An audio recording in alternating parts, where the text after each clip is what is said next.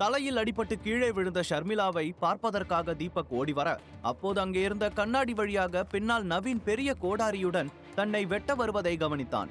கண்ணுமைக்கும் நேரத்தில் அவன் அருகில் நெருங்கிவிட, அப்போது கணேஷ் டக்கென தீபக்கின் கையை பிடித்து இழுக்க, நவீன் நிலை தடுமாறி முன்னால் இருந்த சுவரின் மீது மோதி விழுந்தார். ஒரு நிம்மதி பெருமூச்சு விட்ட தீபக், தேங்க்ஸ் மாமா, நீங்க இல்லனா என்று சொல்லிக் கொண்டிருக்கும் போதே நவீன் வெறி பிடித்த நாயை போல மீண்டும் கோடாரியை தூக்கி கொண்டு தீபக்கை நோக்கி வந்தான். உடனே தீபக் டக்கென கீழே குனிந்து அங்கே உடைந்து கிடந்த ஒரு கண்ணாடி துண்டை எடுத்து நவீனின் காலை கிழித்தான். அந்த வலியை தாங்க முடியாத நவீன் கோடாரியை கீழே போட்டபடி நிற்க முடியாமல் மீண்டும் நிலை தடுமாறி கீழே விழுந்தான்.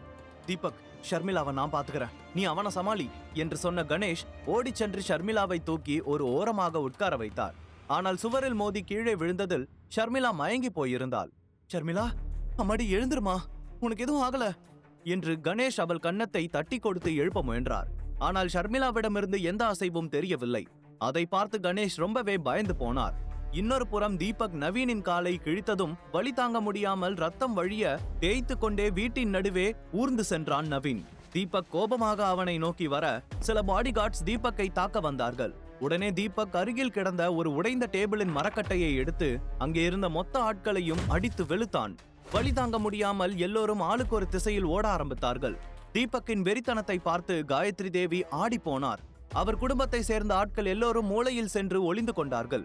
அப்போது தீபக் மீண்டும் நவீனை நோக்கி வர, அவன் பயத்தில், தீபக், என்னை விட்டுரு, நான் உன்கிட்ட சாரி கேட்டுக்கிறேன், என் மேலதான் தப்பு, இனிமே உன் வழியில வரமாட்டேன், என்னை விட்டுரு பிளீஸ் என்று கெஞ்சிக் கொண்டே முன்னால் நகர்ந்து சென்றான். இதெல்லாம் என்கிட்ட மோதிரத்துக்கு முன்னாடி யோசிச்சிருந்திருக்கணும், நானும் பொறுத்து போயிட்டு இருக்கேன், என்கிட்டயே உன்னோட வேலையை காட்டுறியா என்று சொன்னவன் அவனுடைய காலில் காயம் பட்ட இடத்தில் தன்னுடைய ஷூ காலை வைத்து அழுத்தினான் தீபக். உடனே நவீன் வலி தாங்க முடியாமல் அலறினான். அதை பார்த்து கார்த்திகா ஓடி வந்து தீபக்கின் முதுகில் அடித்து, என் அண்ணாவை விடுடா என்று கத்த, தீபக் சாதாரணமாக அவள் பக்கம் திரும்பி கொஞ்சம் கூட யோசிக்காமல் அவளுடைய கன்னத்தில் பலார் என்று ஒரு அறை விட, அந்த அடியில் சுழன்று கொண்டே சென்று தூரத்தில் விழுந்தாள். பொண்ணுங்க மேல கை வைக்க கூடாதுன்னு என் அம்மா அடிக்கடி சொல்லுவாங்க, ஆனா உன்னை நான் ஒரு பொண்ணாவே மதிக்கல, திரும்ப என்கிட்ட வந்த கை காலை உடைச்சு உட்கார வச்சிருவேன் என்று தீபக் மிரட்ட, பயந்து போன கார்த்திகா தடுமாறியபடி எழுந்து காயத்ரி தேவியின் பின்னால் ஒளிந்து கொண்டாள்.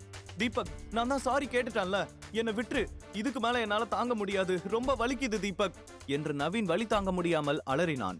அவன் கண்களில் இருந்து கண்ணீர் அருவியை போல கொட்டி கொண்டிருந்தது.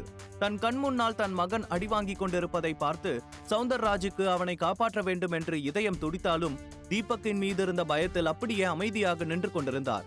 அதுவரைக்கும் பொறுமையாக எல்லாவற்றையும் பார்த்து கொண்டிருந்த காயத்ரி தேவி தோல்வி தங்கள் பக்கம்தான் வரப்போகிறது என்று தெரிந்ததும், போதும் எல்லாரும் நிறுத்துங்க, இதுக்கு மேல இங்க எந்த பிரச்சனையும் வேண்டாம் என்று கத்தினார்.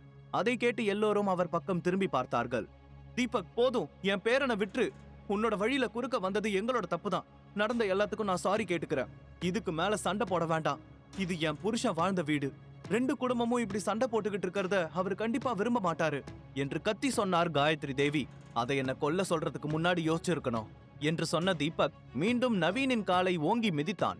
இந்த முறை அவன் வலி தாங்க முடியாமல் உயிர் போவது போல அலறினான்.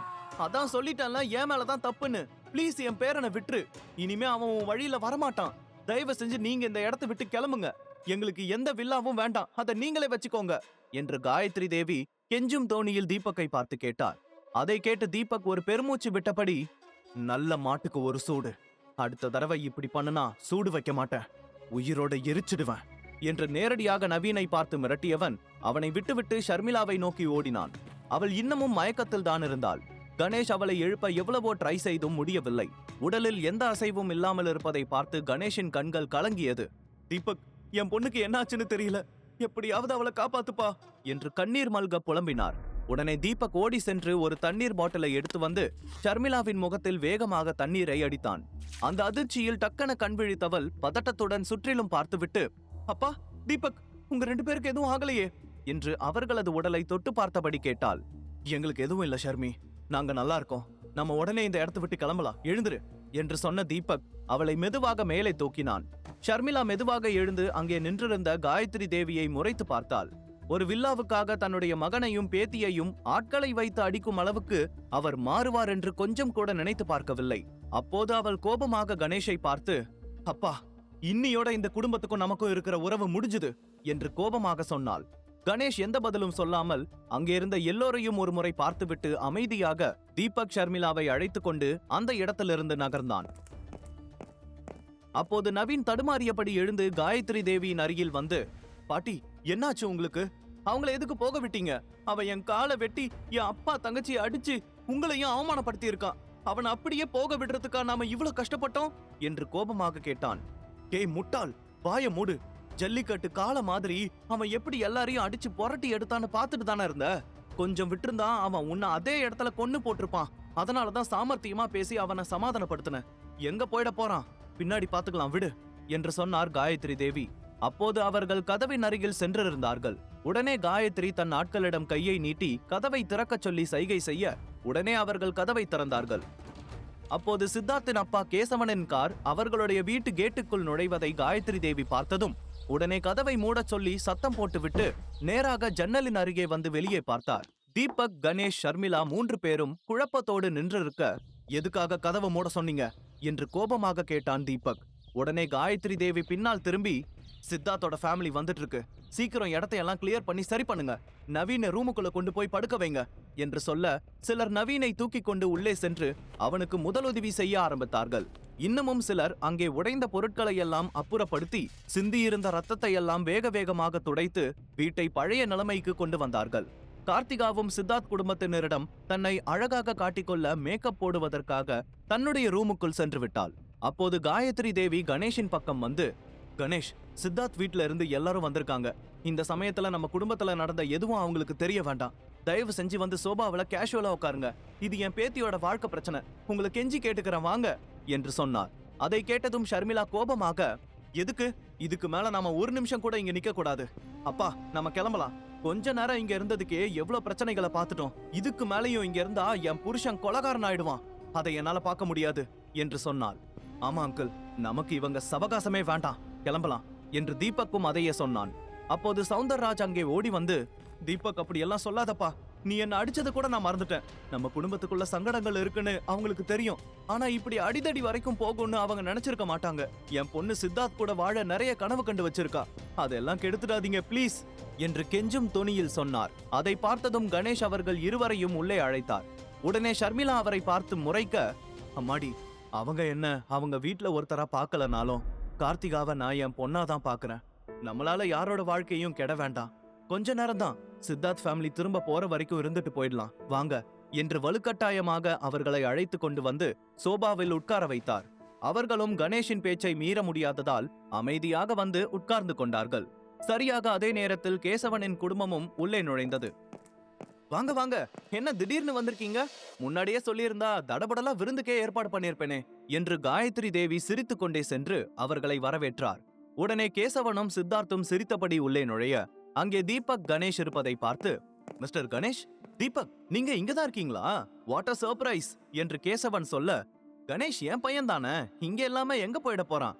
கார்த்திகாவோட கல்யாணத்தை நினைச்சு எல்லாரும் ரொம்ப சந்தோஷமா இருக்காங்க இல்லையா என்று காயத்ரி கணேஷை பார்த்து சிரிக்க, தீபக், ஷர்மிளா இருவரும் அமைதியாக முறைத்தபடி உட்கார்ந்திருந்தார்கள்.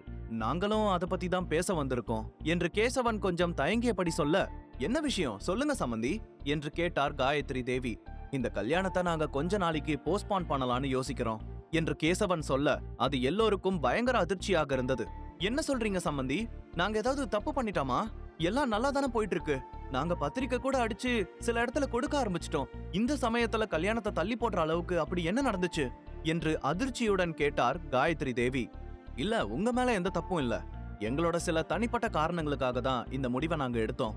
கல்யாணம் இன்னமும் கொஞ்ச நாள் தள்ளி வச்சா எங்களுக்கு ரொம்ப ஹெல்ப்ஃபுல்லா இருக்கும்னு தோணுச்சு என்று சொன்னார் கேசவன். கல்யாணத்தை இன்னமும் கொஞ்ச நாள்ல வச்சுக்கிட்டு இப்போ இப்படி சொன்னா எப்படி சம்பந்தி?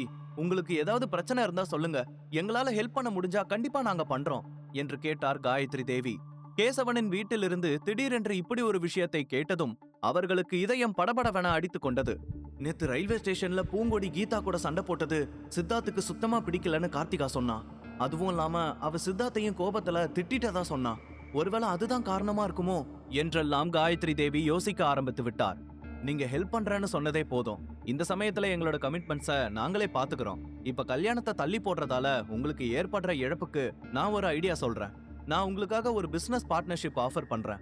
அதை நீங்க எடுத்துக்கிட்டா நேரடியா 10ல இருந்து 15 கோடி வரைக்கும் லாபம் இருக்கும் என்று சொன்னார் கேசவன். அதை கேட்டதும் காயத்ரி தேவிக்கு பேராசையில் சந்தோஷம் அதிகமானது. உடனே சௌந்தரராஜை பார்த்து லேசாக சிரித்துவிட்டு, உங்களுக்கு நிறைய கமிட்மெண்ட்ஸ் இருக்கும், அத நாங்க புரிஞ்சுக்கிறோம் சம்பந்தி. எல்லாத்துக்கும் மேல நாம ஒரே குடும்பம் ஆக போறோம். உங்களுக்காக நாங்க இத கூட பண்ணலனா எப்படி? உங்களுக்கு எங்களோட முழு சப்போர்ட் இருக்கும். அதே சமயத்துல உங்க கூட பிசினஸ் பார்ட்னர்ஷிப் வச்சுக்கிறதுக்கும் நாங்க ரெடியா இருக்கோம். நாங்க என்ன பண்ணணும்னு மட்டும் சொல்லுங்க என்று கேட்டார் காயத்ரி தேவி. உடனே கேசவன் சில பேப்பர்ஸை எடுத்து நீட்டியபடி, ஒன்னும் இல்ல, இந்த பேப்பர்ஸ்ல இருக்கிறத படிச்சு பார்த்துட்டு நீங்க ஒரு கையெழுத்து போடுங்க, அது போதும் என்று சொன்னார். காயத்ரி தேவிக்கு பணத்தின் மீது இருந்த பேராசையில் படித்து கூட பார்க்கவில்லை. என்ன, மூணாவது மனுஷங்க மாதிரி படிச்சு பார்க்கவெல்லாம் சொல்லிட்டு இருக்கீங்க? நாமெல்லாம் ஒரே குடும்பமாக போறோம். உங்களை நம்பாம நாங்க வேற யார நம்ப போறோம் என்று சொல்லி கையெழுத்து போட பேனாவை எடுத்தார். அப்போது கேசவன் தீபக் பக்கம் திரும்பி, தீபக், சந்தானம் எப்படி இருக்காரு? ஒழுங்கா வேலை செய்யறாரா என்று கேட்டார். சந்தானத்தின் பெயரை கேட்டதும் எல்லோரும் உறைந்து போனார்கள். தீபக் சொல்லும் முன்பு கணேஷ் அவனுக்கு சைகை காட்டி உண்மையை சொல்ல வேண்டாம் என்று கேட்டுக்கொண்டார். அதனால் தீபக் ஆமாம் என்பது போல தலையை மட்டும் ஆட்டினான். அதை பார்த்து கேசவன் சிரித்துக்கொண்டே, எனக்கு தெரியும், சந்தானம் எங்க குடும்பத்துல ஒருத்தர் மாதிரி. ரொம்ப வருஷமா என்கிட்ட வேலை செய்யறாரு. என்ன ஹெல்ப் வேணும்னாலும் அவர் கண்டிப்பா உங்களுக்கு பண்ணி கொடுப்பாரு. ஆனா எனக்கு ஒரு சின்ன வேண்டுகோள், இப்போ உங்களுக்கு அவர் தேவைப்படலனா என் கூட கொஞ்சம் அனுப்பி விடுங்க. இந்த சமயத்துல எங்களுக்கு சந்தானம் தேவை என்று சொன்னார். அதை கேட்டதும் காயத்ரி தேவியும் சௌந்தரராஜும் அதிர்ச்சியுடன் ஒருவரையொருவர் பார்த்து கொண்டார்கள். உள்ளே ரூமுக்குள்ளிருந்து கேட்டுக்கொண்டிருந்த நவீனுக்கும் பயங்கர படபடப்பாக இருந்தது. ஏனென்றால் அவர்கள் ஏற்கனவே சந்தானத்தை அடித்து காயப்படுத்தி இருந்தார்கள். அப்போது தீபக் காயத்ரி தேவியை பார்த்து ஏளனத்துடன் சிரித்தான். அவனுடைய சிரிப்பை பார்த்து காயத்ரி தேவி பயத்துடன் நின்று கொண்டிருந்தார். தீபக் உண்மையை சொல்வானா? சந்தானத்திற்கு நடந்த கொடுமை தெரிய வருமா? கார்த்திகாவின் திருமணம் நல்ல விதமாக நடக்குமா? முழு கதையையும் கேட்டு மகிழ பாக்கெட் FM ஏப்பை டவுன்லோட் செய்யுங்கள். லிங்க் டிஸ்கிரிப்ஷனில் கொடுக்கப்பட்டுள்ளது.